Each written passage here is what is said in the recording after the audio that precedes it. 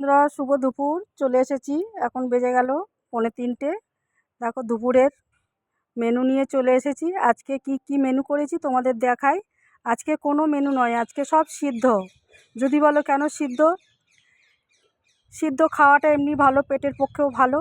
সেজন্য ভাবলাম সপ্তাহে একটা দিন সিদ্ধ খাবো। তাই আমি আজকে সব রকম সিদ্ধ দিয়েছি। কি কি দিয়েছি তোমাদের দেখাই। আর তার মধ্যে আজকে আছে পূর্ণিমা। প্রথমে দেখাই, এটা আলু বেগুন সিদ্ধ। আচ্ছা, এটা ঢ্যাঁড়স সিদ্ধ, দেখো কচি কচি ঢ্যাঁড়স।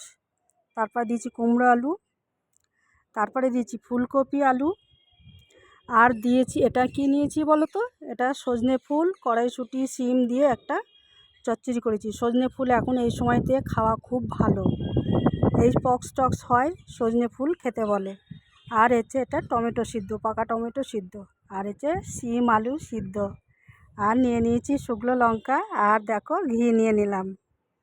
তা আমার এই মেনুটা কেমন লাগলো তোমাদের কমেন্ট করবে, শেয়ার করবে, আর পেজটাকে একটু ফলো করে দিও। আর ইউটিউব থেকে দেখলে একটু সাবস্ক্রাইব করে দিও। কেমন লাগছে দেখো।